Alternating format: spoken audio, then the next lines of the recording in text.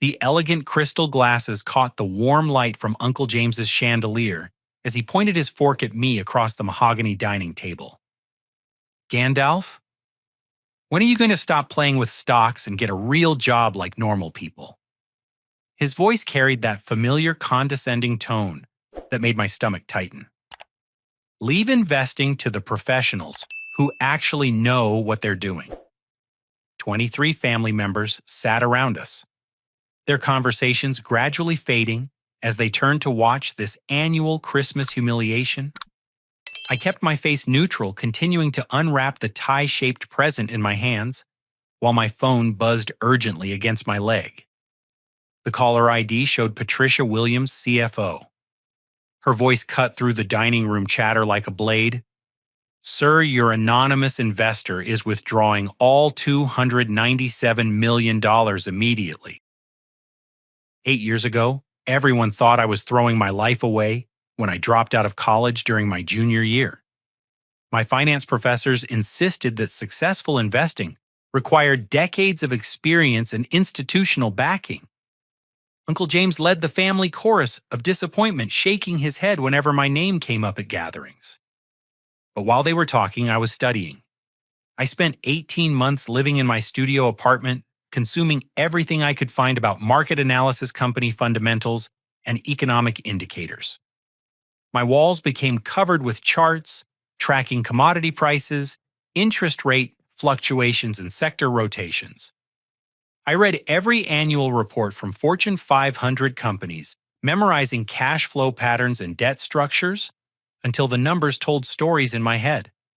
My breakthrough came when I realized most retail investors focused on daily price movements instead of long-term value creation. I developed a systematic approach to identifying undervalued companies with strong management teams and competitive advantages. My first successful investment turned $3,000 into $12,000 over 18 months. The second turned $15,000 into $42,000 over 2 years. By my 25th birthday, I was managing a portfolio worth $1.8 million. I incorporated multiple shell companies through different states, creating layers of legal separation that kept my identity completely anonymous. Every investment flowed through this network, ensuring that target companies never knew who was providing their capital. 5 years ago, I discovered Sterling Manufacturing while researching industrial suppliers in the Midwest. The company had been family-owned for 60 years, producing specialized components for automotive and aerospace industries. Their financial statements told a desperate story, declining revenues, mounting debt, and cash flow problems that threatened immediate bankruptcy. What caught my attention was their underlying value. Sterling owned valuable real estate, possessed strong customer relationships, and maintained manufacturing capabilities that competitors would pay premium prices to acquire. The company simply needed capital injection and strategic guidance to survive the economic downturn. I spent 3 weeks conducting due diligence, visiting their facilities undercover as a potential vendor, and interviewing current and former employees. Everything confirmed my analysis. Sterling was fundamentally sound, but financially starved. The ownership trail led back to my Uncle James, though I had no idea he was involved when I began my research. He had inherited the company from his father-in-law and struggled to manage both the business operations and family expectations. Public records showed him taking larger salaries each year while the company's performance declined. I structured my investment through Pinnacle Capital Holdings, one of my shell entities. The legal documents specified that I would provide exactly $297 million in exchange for preferred shares and operational oversight rights. Uncle James would retain nominal control, while my representatives handled strategic decision-making. The transformation was immediate. We upgraded manufacturing equipment, streamlined production processes, and expanded into emerging markets. Within 2 years, Sterling had become profitable again. By year 4, they were industry leaders in 3 separate product categories: Uncle James took complete credit for this turnaround, giving interviews to trade publications about his visionary leadership and innovative business strategies. He never mentioned the mysterious investor who had saved his company from bankruptcy. At family gatherings, he would lecture everyone about proper business management while I sat quietly listening to him appropriate my work. My cousin Sarah had become a corporate attorney in Chicago, specializing in mergers and acquisitions. She often mentioned how impressed she was with Uncle James's business acumen, pointing to Sterling's remarkable recovery as evidence of his hidden talents. He really found his groove as a leader. She would say, unaware that every major decision was actually mine. Cousin Tom worked in Sterling's accounting department, a position Uncle James had created for him after Tom graduated from community college with an associate degree in business. Tom frequently shared stories about the company's mysterious benefactor, describing him as a guardian angel who appeared when things seemed hopeless. Grandmother Helen, the family matriarch, always watched these conversations with knowing eyes. She had built her own successful catering business from nothing during the 1960s and recognized the signs of genuine entrepreneurial thinking. Sometimes I caught her studying my face when Uncle James told his elaborate stories about business success. During tonight's Christmas dinner, the familiar pattern was unfolding. Uncle James held court at the head of his massive dining table, regaling guests with tales of his strategic brilliance while dismissing my investment work as gambling with other people's money. The irony was suffocating. My phone buzzed again. Patricia Williams was calling back, her voice tense with urgency. The CFO had no idea she was speaking to the very investor whose departure would destroy everything Uncle James claimed to have built. Uncle James excused himself from the dining room, claiming he needed to handle urgent business matters that couldn't wait until after Christmas. His face had turned pale when his phone started buzzing repeatedly during my call with Patricia. The rest of the family continued eating, but I noticed how his wife Margaret kept glancing toward the hallway where he had disappeared. Uncle James has been so stressed lately. My cousin Sarah mentioned cutting into her prime rib. He keeps getting calls at all hours about company issues. I offered to help review some contracts, but he said everything was under control. Cousin Tom shifted uncomfortably in his seat. Actually, things have been weird at the office. Management keeps having closed-door meetings, and there are rumors about budget cuts coming after the holidays. But Uncle James keeps telling everyone that business is better than ever. Grandmother Helen set down her fork and looked directly at me. Gandalf, you've been awfully quiet tonight. Usually you have more to say when business topics come up. I chose my words carefully. I'm just listening. Sometimes you learn more by observing than by talking. The conversation turned to family updates and holiday plans.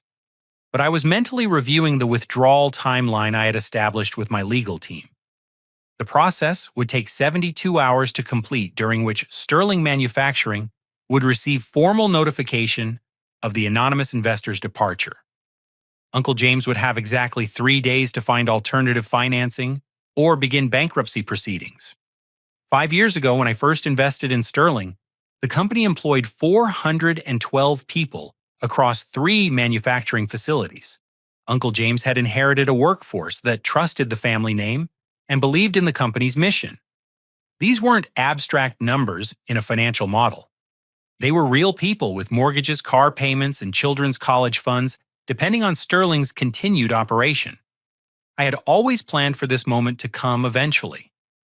My investment strategy never involved permanent ownership of any single company. The goal was to identify undervalued assets, provide capital for recovery, and growth, then exit when maximum value had been created. Sterling had reached that point 6 months ago, but I had delayed the withdrawal because I knew Uncle James lacked the skills to maintain the company's success independently. Now his public humiliation had forced my hand. I couldn't continue subsidizing his ego while he diminished my accomplishments in front of our entire family. Uncle James returned to the dining room 20 minutes later, his confident demeanor replaced by visible anxiety. His hands trembled slightly as he reached for his wine glass. Margaret noticed immediately. "Everything all right, honey?" She asked, her voice carrying the concern of someone who had been married long enough to recognize genuine distress. Fine, fine, Uncle James replied, but his voice lacked conviction. Just some year-end accounting issues that need attention. Nothing major. Tom leaned forward. Is this about the investor situation everyone's been whispering about? Some of the guys in accounting think there might be changes coming. Uncle James's face darkened. There are no investor situations. Sterling Manufacturing has never been stronger. Anyone spreading rumors about financial problems is misinformed and should focus on their own responsibilities. But his phone kept buzzing throughout dinner, and each notification made him more agitated. Finally, he stood up abruptly, his chair scraping against the hardwood floor. I need everyone to listen carefully. Uncle James announced, his voice cutting through the family chatter. Sterling Manufacturing is facing a potential challenge from our primary investor. This investor has been with us for several years, providing crucial financial support during our growth phase. The room fell silent. Margaret's wine glass stopped halfway to her lips. The situation is manageable, Uncle James continued, but it may require some temporary adjustments to our operations. I wanted you all to hear this from me directly, rather than through rumors or speculation. Sarah set down her napkin. What kind of adjustments are we talking about? Possible workforce reductions? Delayed expansion projects? Maybe some facility consolidations? Uncle James's voice was steady, but I could see the desperation behind his eyes. Tom, your position is secure, but some of your colleagues might be affected. Grandmother Helen spoke into the silence that followed. How much money are we talking about? Uncle James hesitated before answering. The investor has contributed approximately $300 million over the past 5 years. If they withdraw completely, we would need to find alternative financing very quickly. The number hung in the air like smoke from a house fire. $300 million was more money than most of our family members would see in 10 lifetimes.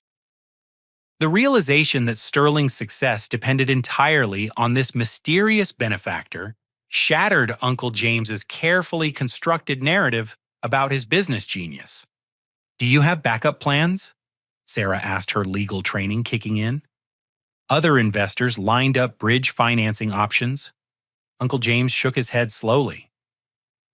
I've been working on developing relationships with institutional investors, but nothing concrete yet. The timeline might be challenging. Tom's face had gone white. Uncle James, my wife is 7 months pregnant. If the company has to lay people off, I said your job is safe. Uncle James snapped, then immediately softened his tone. We're not at that point yet. I'm exploring every option. But I could see in his eyes that he was lying. There were no other options because there never had been. For 5 years, Uncle James had been living a fantasy where his natural business acumen had transformed a failing company into an industry leader. The truth was that every success, every expansion, every innovation had been funded by my capital and guided by my strategy. Now reality was collapsing around him, and he was finally understanding what I had always known: he was not the business genius he pretended to be. After dinner, while the family gathered in the living room for gift exchange and holiday movies, I retreated to Uncle James's home office to make some private calls. The mahogany-paneled room was filled with awards and photographs celebrating Sterling Manufacturing's recent achievements. Every plaque on the wall represented success that Uncle James had claimed, while my actual contributions remained invisible. My first call was to Marcus Chen, my primary financial advisor and the architect of the shell company structure that had kept my identity hidden. Marcus confirmed that the withdrawal process was proceeding on schedule, with formal documentation being delivered to Sterling's corporate offices on December 26th. The timing is unfortunate, Marcus noted.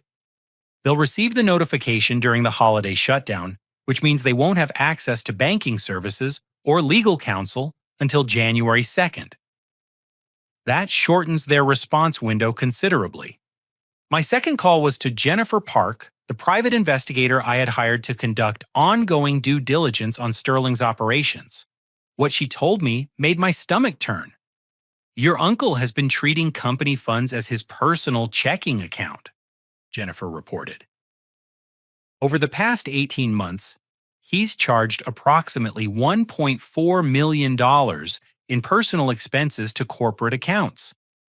The mansion you're sitting in right now was purchased using a company loan that has never been repaid. She detailed a pattern of financial misconduct that went far beyond poor judgment. Uncle James had been systematically draining Sterling's cash reserves to fund a lifestyle he couldn't afford on his legitimate salary. Company credit cards paid for luxury vacations, expensive cars, and even Margaret's extensive jewelry collection. The board of directors is completely in the dark, Jennifer continued. Your shell company structure gave him autonomous control over day-to-day operations, and he's been filing fraudulent expense reports to cover his tracks. I hung up and stared at the family photographs covering Uncle James's desk. Pictures of company picnics, retirement parties, and holiday celebrations showed hundreds of Sterling employees who had no idea their jobs depended on the whims of a man who was stealing from their paychecks. Grandmother Helen appeared in the doorway carrying 2 cups of coffee. I thought you might need some caffeine. You look like someone who's processing difficult information. She settled into the leather chair across from Uncle James's desk, studying my face, with the same perceptive intelligence that had built her catering empire from a single food truck. How long have you known? She asked quietly. Known what? Don't insult my intelligence, Gandalf. I've been watching you during these family gatherings for years. You never react to James's stories the way someone would if they were hearing about business strategies for the first time. You respond like someone who already knows the details because you lived through them yourself. I sipped my coffee, considering how much to reveal. Grandmother Helen had always been the family's moral compass, the person everyone turned to when difficult decisions needed to be made. If anyone deserved the truth, it was her. Sterling Manufacturing would have filed for bankruptcy 5 years ago without outside intervention, I said carefully. Uncle James inherited a company that was drowning in debt and losing market share to more efficient competitors. And someone provided the capital to turn things around. She continued, her eyes never leaving my face. Someone who understood the business well enough to make exactly the right strategic decisions. The investment was structured anonymously to protect both parties, I replied. Grandmother Helen smiled. You always were the smartest one in this family. Even as a child, you could see patterns that everyone else missed.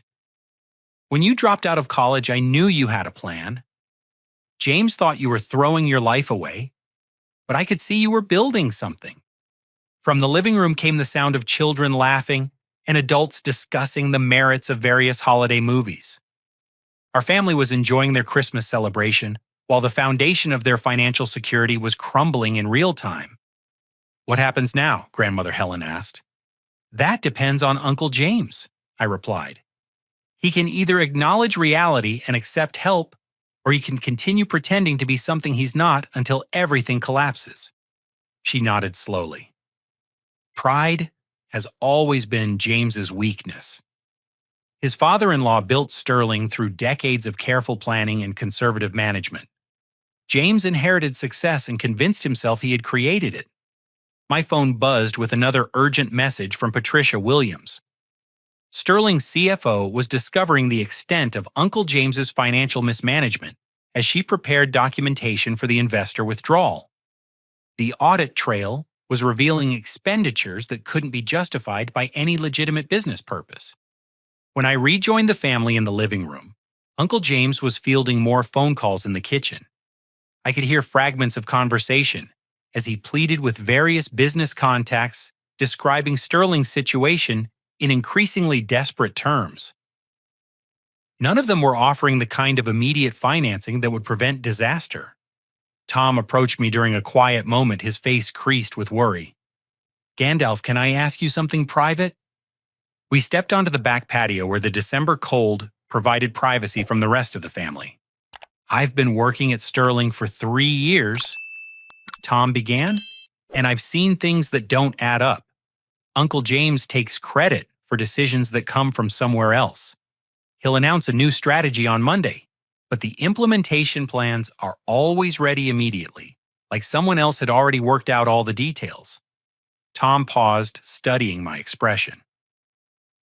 The other thing is he spends money like someone who doesn't understand where it comes from.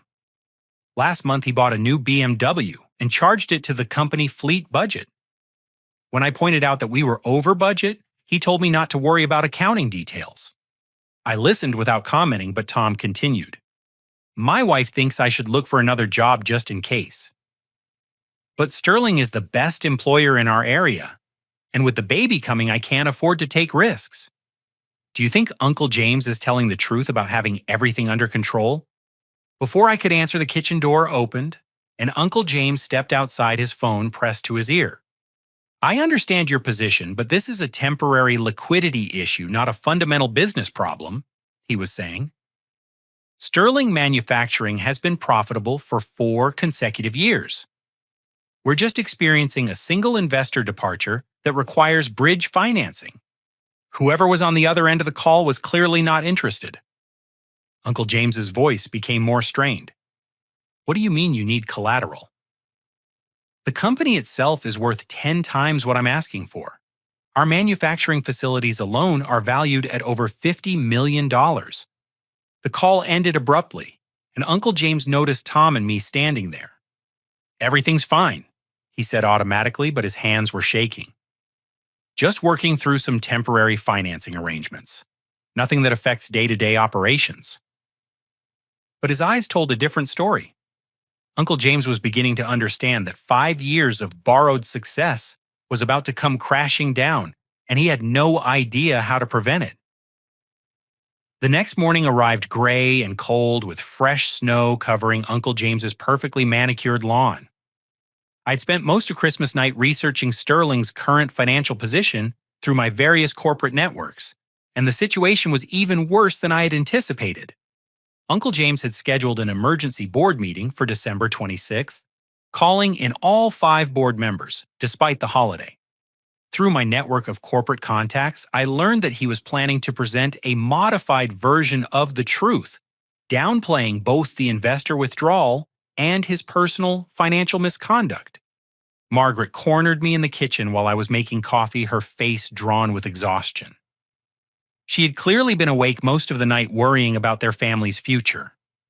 Gandalf, I need to ask you something, and I need you to be completely honest with me, she said, her voice barely above a whisper.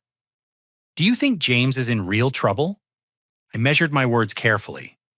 What makes you think there might be a problem? Last night, after everyone went to bed, I found him in his office going through financial documents. He was adding up numbers on a calculator, and when he saw me, he quickly put everything away. James never hides business information from me unless something is seriously wrong. Margaret poured herself a cup of coffee with trembling hands. This house, our cars, the country club membership, all of it depends on Sterling's success.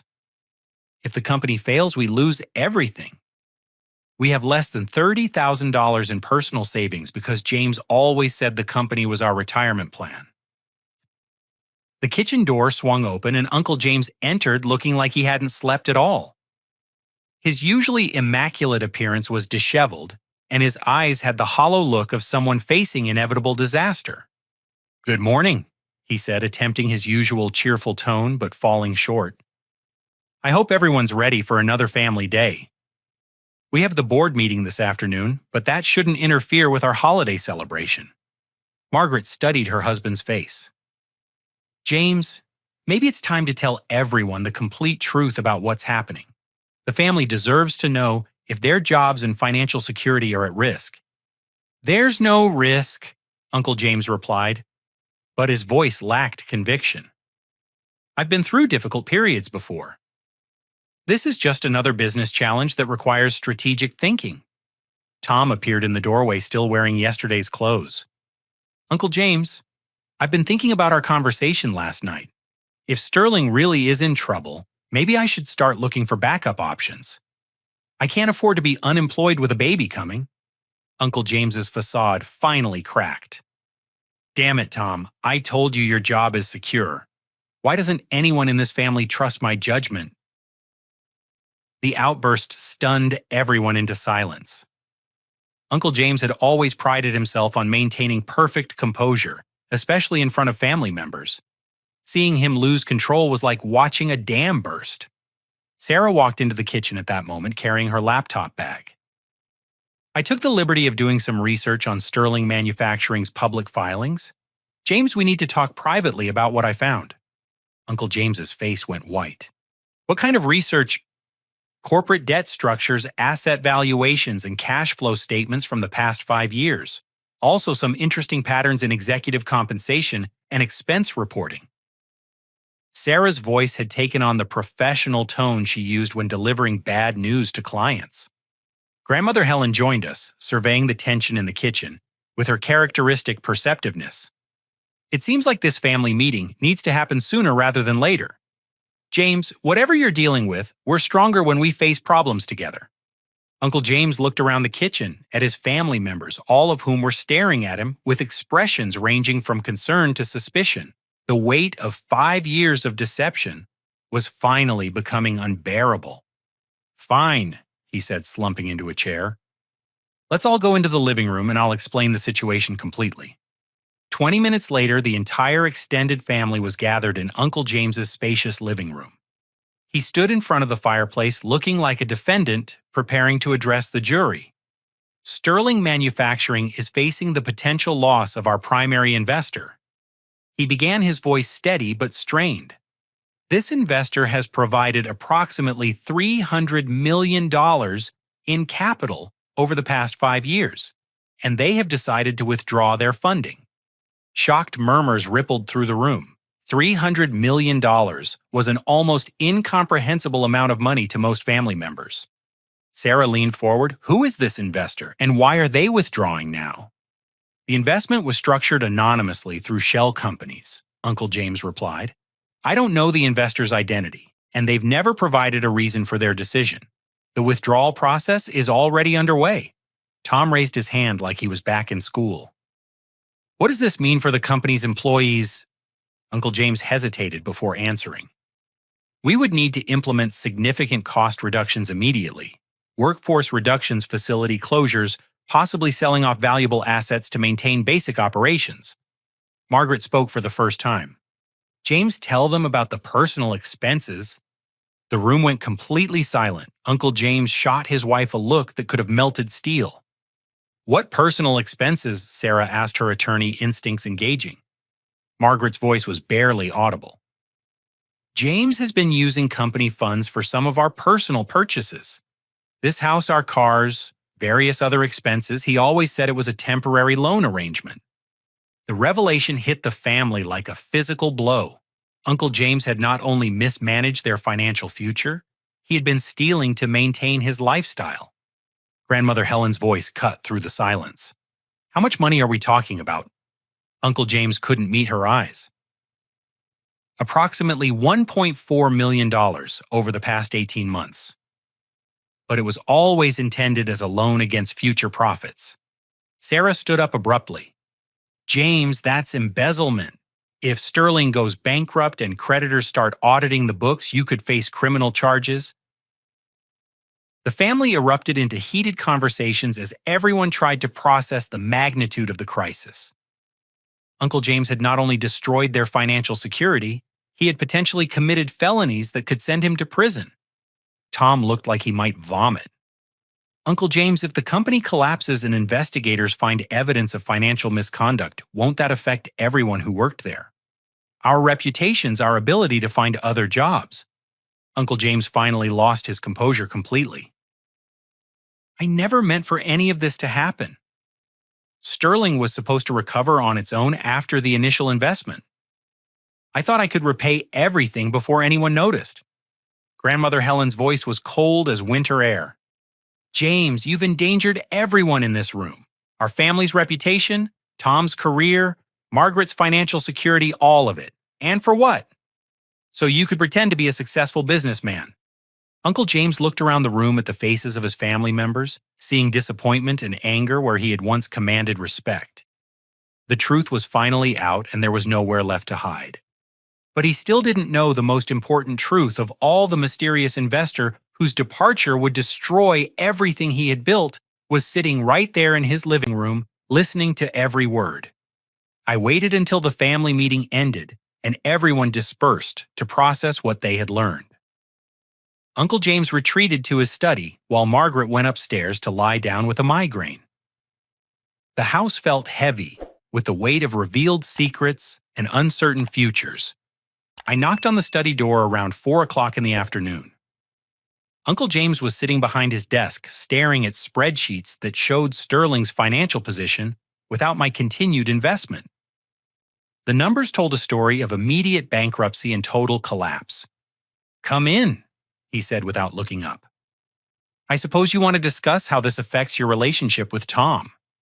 I closed the door behind me and took the seat across from his desk. "Actually, I want to discuss how this affects your relationship with me." Uncle James finally raised his eyes, confusion replacing despair on his face. "I don't understand." I reached into my jacket and pulled out a folder containing documents I had prepared months ago in anticipation of this moment. The first page showed the corporate structure of Pinnacle Capital Holdings, including my signature as managing partner. Uncle James stared at the document for several seconds before the implications registered. His face went through a series of expressions: confusion, recognition, disbelief, and finally pure shock. "You're the anonymous investor," he whispered. "I've been Sterling Manufacturing's primary investor for 5 years," I replied calmly. "Every dollar of the $297 million you mentioned came from my investment portfolio." Uncle James's hand started shaking as he flipped through the documentation. Bank transfer records, board resolutions, strategic planning documents, all bearing my corporate signature or showing transfers from my shell companies. "But you're just a kid who plays with stocks." He said, his voice barely audible. "You dropped out of college. You don't have any real business experience." I leaned back in my chair, watching him process the destruction of his entire worldview. "I've been managing investment portfolios since I was 22 years old. My personal net worth is approximately $43 million. Sterling Manufacturing represents about 6% of my total holdings." Uncle James set the documents down with trembling hands. Why did you invest in my company if you knew I was incompetent?" "Because Sterling had excellent fundamentals beneath the poor management," I replied. "Valuable real estate, strong customer relationships, quality manufacturing capabilities. The company just needed capital and strategic guidance." "Strategic guidance that came from you," Uncle James said, understanding finally dawning. "Every major decision over the past 5 years originated from recommendations by my consulting team. Equipment upgrades, market expansion, operational improvements, all of it. You implemented my strategies and took credit for the results." Uncle James buried his face in his hands. "Jesus Christ, Gandalf. The whole family thinks I'm some kind of business genius. Board members come to me for advice. Industry publications quote my insights about manufacturing trends. None of which you actually developed," I said without malice. "You've been living in a fantasy where your natural abilities transformed a failing company.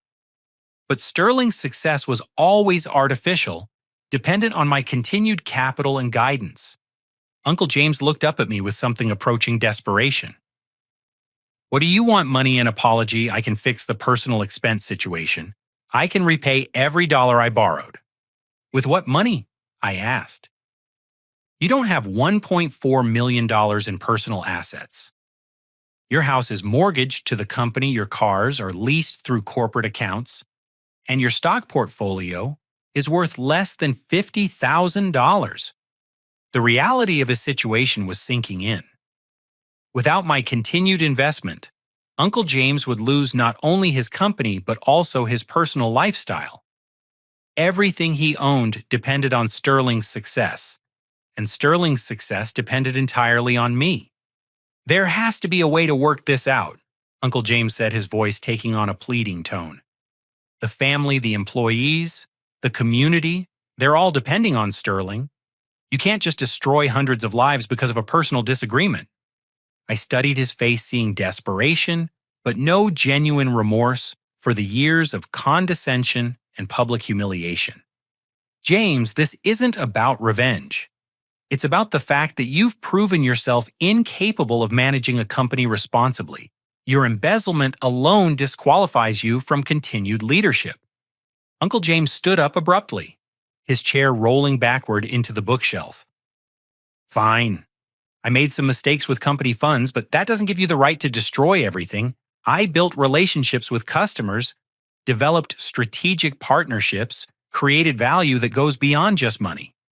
You didn't build anything, I replied calmly. You were a figurehead implementing strategies developed by my consulting team. Every customer relationship, every strategic partnership, every innovation came from work that I funded and directed. Uncle James began pacing behind his desk, his desperation transforming into anger. So what's your end game here? You reveal yourself as the mystery investor, humiliate me in front of the entire family, and then walk away? Leave 400 people unemployed just to prove how smart you are. I had anticipated this response. Uncle James's pride wouldn't allow him to acknowledge his incompetence even when faced with overwhelming evidence. He would rather see Sterling collapse than admit he needed my help to succeed. I'm willing to continue my investment under modified terms, I said, pulling out a second folder. Complete management, restructuring with you removed from all operational authority. Professional oversight of financial controls to prevent future embezzlement. Restitution plan for misused corporate funds. Uncle James snatched the document from my hands, scanning the conditions I had outlined. His face reddened as he read through the requirements. This is humiliating, he said. You want me to become a powerless figurehead in my own company. Admit publicly that I've been incompetent. Submit to oversight like some kind of criminal. You are a criminal, I replied. Embezzling $1.4 million is a felony. The only reason you're not facing prosecution is because I'm the primary victim and I haven't filed charges. Uncle James threw the contract onto his desk. I won't do it. I won't let some college dropout turn me into a laughingstock. Sterling Manufacturing is my legacy, my family's heritage. I'd rather see it destroyed than handed over to someone who doesn't understand what it means. I stood up, gathering my documents. Then that's exactly what's going to happen. The withdrawal process completes in 48 hours. After that, you'll have approximately 2 weeks to find alternative financing before bankruptcy becomes inevitable. Uncle James's face was purple with rage. You think you can just waltz in here and destroy lives without consequences? The family will never forgive you when they learn what you've done. Tom loses his job. Margaret loses her home. Hundreds of employees lose their livelihoods, all because your ego couldn't handle some friendly criticism about your investment hobby. I paused at the door, looking back at a man who still couldn't understand that his own incompetence and criminal behavior had created this crisis. James, you have one advantage in this situation, I said. You know who I am, but the family doesn't. That gives you 48 hours to figure out how you want to explain what's about to happen. I left him sitting alone in his study, surrounded by awards and photographs, celebrating success that had never actually been his. The truth was finally out between us, but Uncle James still had one last card to play. The question was whether his pride would allow him to destroy the entire family's respect for me rather than accept responsibility for his own failures. I should have anticipated that Uncle James would choose destruction over humility. When the family gathered for dinner that evening, his demeanor had completely changed. Gone was the desperate, pleading man from our private conversation. In his place sat someone who had found a new source of confidence and was preparing to use it. I need everyone's attention, Uncle James announced as Margaret served dessert. I've discovered some important information about Sterling's situation that changes everything. Sarah looked up from her apple pie. Did you find alternative financing? Better than that, Uncle James replied, his voice carrying a vindictive edge that made my stomach tighten. I've learned the identity of our mysterious investor. The room fell silent. Tom set down his fork and leaned forward expectantly. Uncle James smiled, but there was no warmth in it. The person who has been funding Sterling Manufacturing for the past 5 years, the person who is now withdrawing their support and potentially destroying 400 jobs, is sitting right here at this table. Every head turned to look around the room. Family members studying each other's faces for signs of hidden wealth and deception. It's Gandalf, Uncle James said, pointing directly at me. Our own family member has been secretly manipulating my company, taking credit for business decisions, and now withdrawing his support out of pure spite. The accusation hit the family like a bomb. Shocked silence gave way to confused murmurs as everyone tried to process this revelation. Grandmother Helen was the first to speak. Is this true? I had hoped to reveal the truth under different circumstances, but Uncle James had forced my hand. Yes, I am the anonymous investor in Sterling Manufacturing. The room erupted into chaos. Tom looked like he had been slapped. Margaret started crying. Sarah immediately pulled out her phone, presumably to research the legal implications. Uncle James stood up, his voice rising above the family commotion. For 5 years, this manipulative little schemer has been controlling my company from the shadows. Every business decision, every strategic choice, every success that we celebrated was actually his work.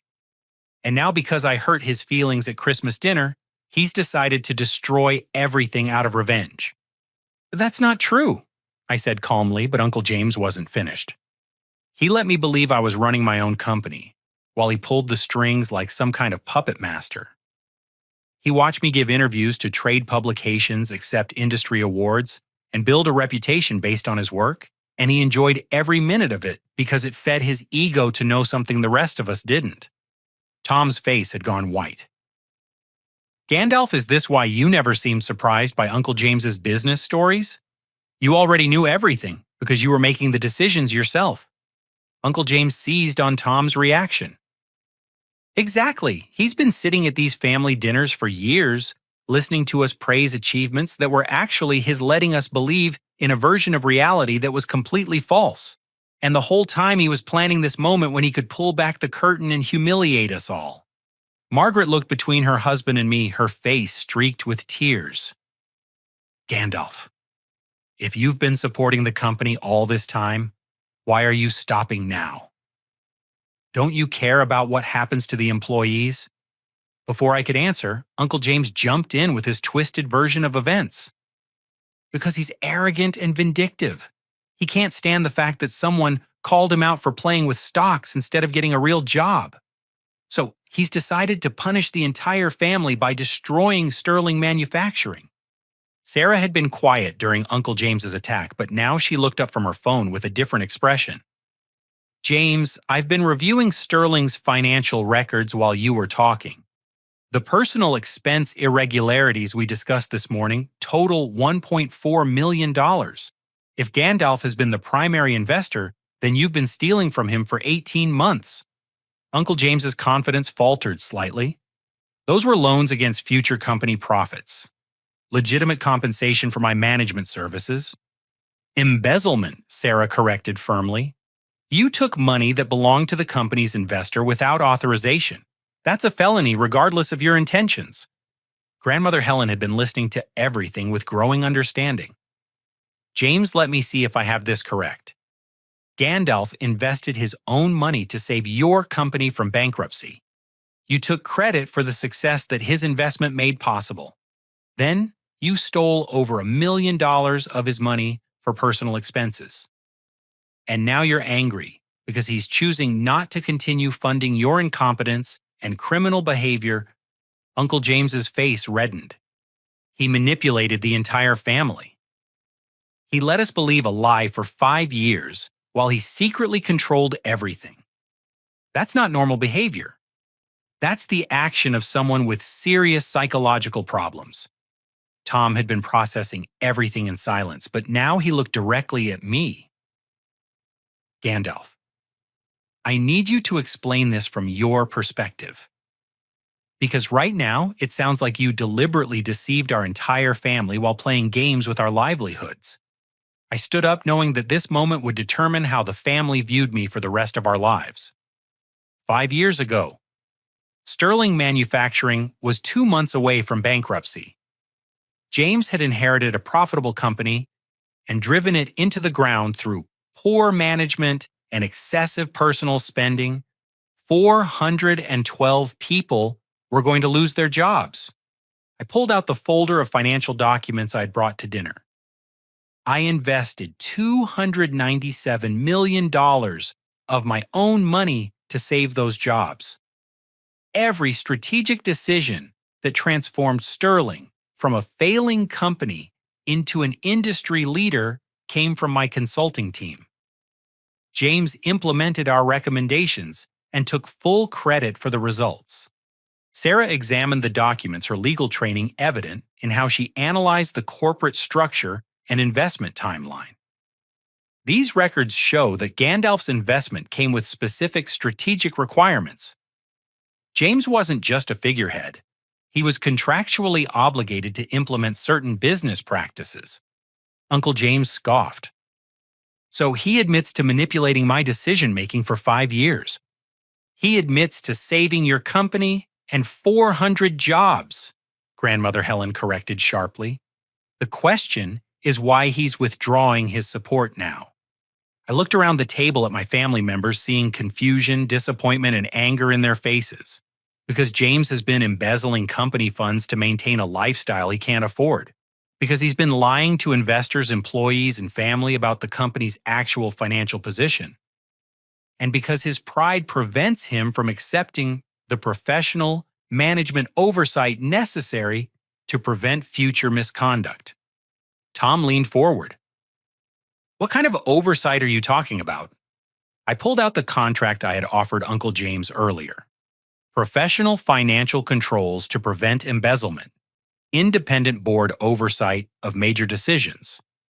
Restitution plan for misused funds.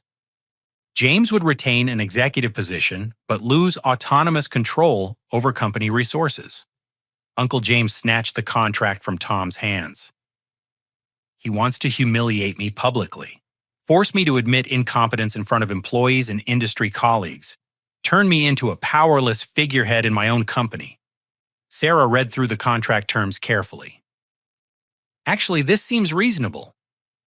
Gandalf is offering to continue his investment under standard corporate governance practices.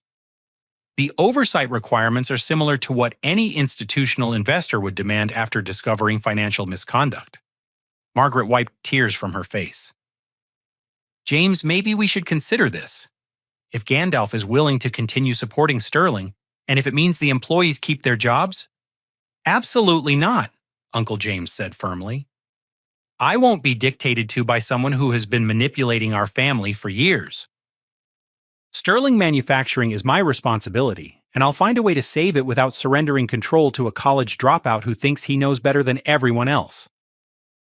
Grandmother Helen's voice cut through the tension like a blade. James, you've had 5 years to prove you could run Sterling successfully on your own. The only reason the company survived is because Gandalf provided the capital and strategic guidance you couldn't. Your pride is about to destroy 400 jobs and bankrupt your own family.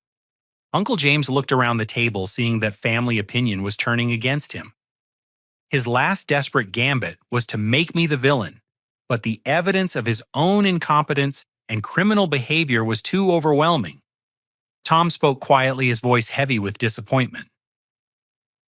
Uncle James, I think you need to accept Gandalf's offer. My wife and I can't afford for Sterling to collapse. If there's a way to save the company and the jobs, we have to take it. Uncle James stared at his nephew, the person whose future he was supposedly trying to protect. So you're siding with him against me? I'm siding with 400 families who need their paychecks, Tom replied, including my own. The family meeting ended with Uncle James storming out of the dining room, leaving the rest of us to discuss the practical implications of what had been revealed.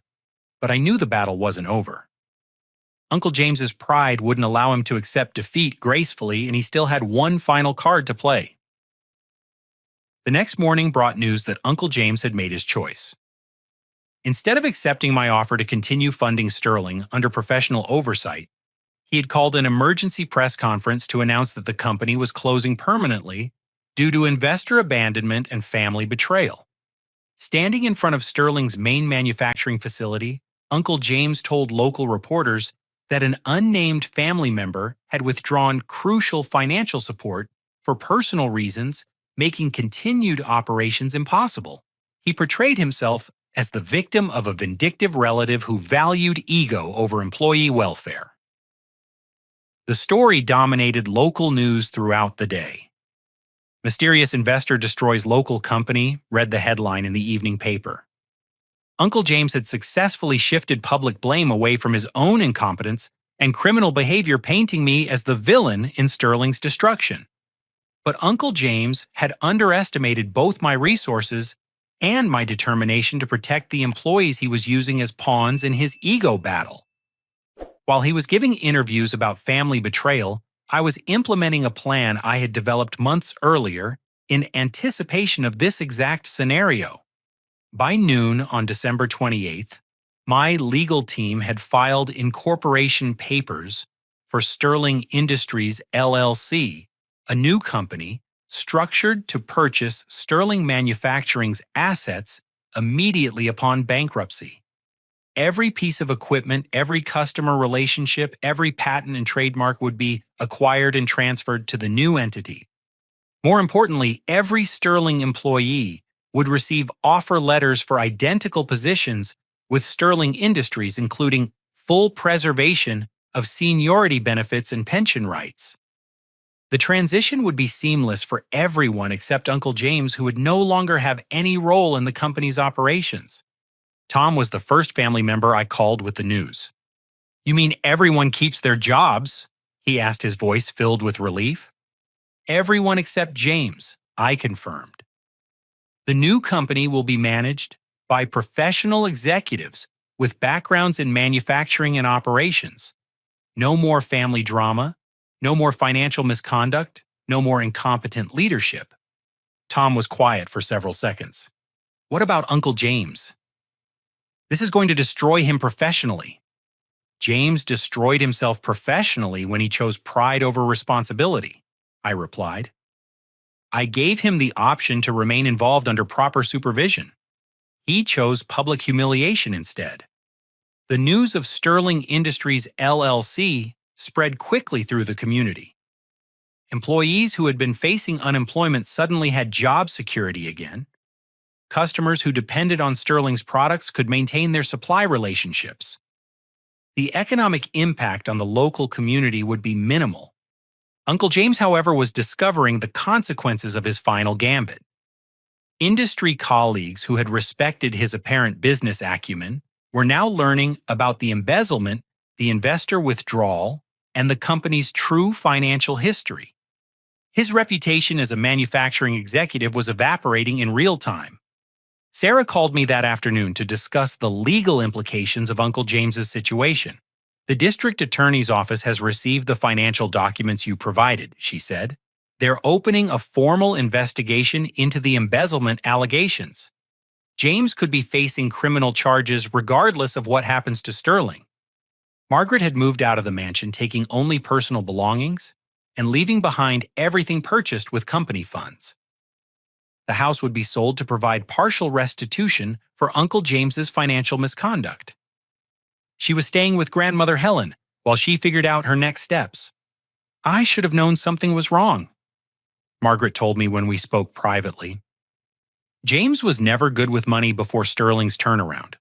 Suddenly, he's buying expensive cars and talking about investment strategies he'd never shown interest in previously. I convinced myself he had learned from his father-in-law's example. Grandmother Helen invited me to dinner on New Year's Eve, just the two of us in her small apartment above the catering business she still operated at 82 years old. The contrast with Uncle James's mansion was striking, but somehow more comfortable. I'm proud of you, she said as we shared a simple meal of soup and sandwiches. Not because you're wealthy or because you saved those jobs, but because you handled an impossible situation with integrity. I had been questioning whether I'd made the right choices throughout this ordeal. I destroyed Uncle James's life, his marriage, his career, his reputation, all of it. Grandmother Helen shook her head. James destroyed his own life through years of lies, theft, and arrogance. You gave him multiple opportunities to accept responsibility and make things right. He chose pride over redemption every single time. She was right, but the victory felt hollow. I had proven my business competence and exposed Uncle James's incompetence, but the cost had been enormous. Our family was fractured possibly permanently. Uncle James would likely face criminal prosecution. Margaret was starting over at 60 years old with minimal savings. 6 months later, Sterling Industries LLC was operating successfully under professional management. The company had expanded into 2 new product lines and hired an additional 47 employees. Tom had been promoted to accounting supervisor, a position that better utilized his education and gave him oversight responsibilities he had never been allowed under Uncle James's leadership. Uncle James pled guilty to embezzlement charges in exchange for a reduced sentence of 18 months in federal prison. The restitution agreement required him to surrender all assets purchased with company funds, including the mansion luxury cars and country club membership. He would be released with nothing except the Social Security and pension benefits he had earned before inheriting Sterling. Margaret found work as a bookkeeper for a small nonprofit organization, earning less than she had been accustomed to, but taking pride in honest employment. She had filed for divorce during Uncle James's trial, citing irreconcilable differences and the discovery of financial deception she could never forgive. The family gradually healed, though relationships were permanently changed. Tom and Sarah maintained close contact with me, appreciating how I had protected their financial security when Uncle James was willing to sacrifice them for his ego. They understood that my initial deception had been necessary to maintain the anonymous investment structure that protected everyone involved. The most important lesson I learned from this experience was that competence without humility becomes dangerous arrogance. Uncle James had possessed some legitimate business skills, but his inability to acknowledge his limitations had transformed minor shortcomings into catastrophic failures. Success requires not just intelligence and hard work, but also the wisdom to seek help when facing challenges beyond your capabilities. I also learned that family loyalty has limits. Supporting someone's destructive behavior isn't love. It's enabling. True loyalty sometimes requires difficult conversations and hard choices that protect the greater good over individual pride. Sterling Industries continues to thrive 5 years later, now employing over 600 people across 4 facilities. The company has become a case study in successful business turnarounds, though most people don't know the full story of how close it came to complete destruction. Uncle James was released from prison 14 months ago and now works as a night security guard at a warehouse outside the city. He has never apologized to the family or acknowledged his role in creating the crisis that destroyed so many relationships. Perhaps pride is a harder habit to break than I realized. Tom's son was born healthy and strong, named Michael, after the grandfather he'll never meet, but whose legacy of honest work and family dedication continues through his father.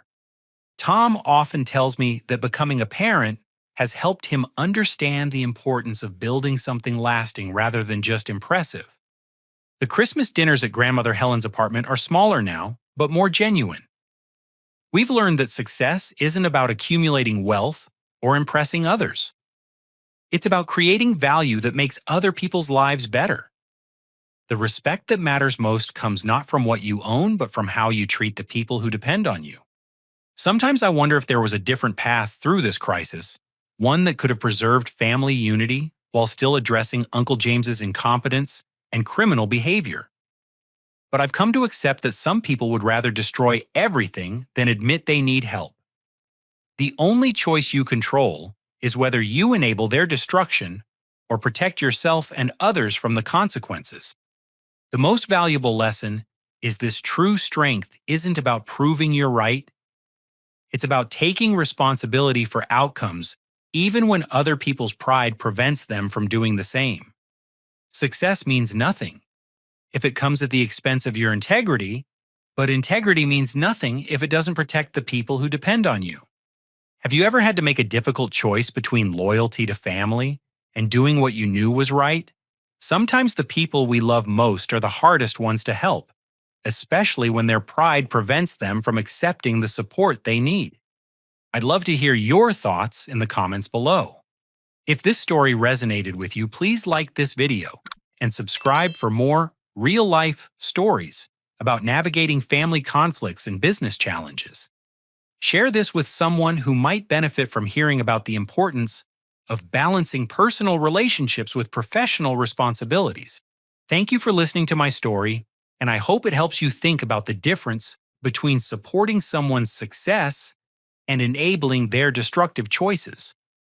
Remember that sometimes the most loving thing you can do is refuse to participate in someone else's self-destruction, even when they can't understand your decision.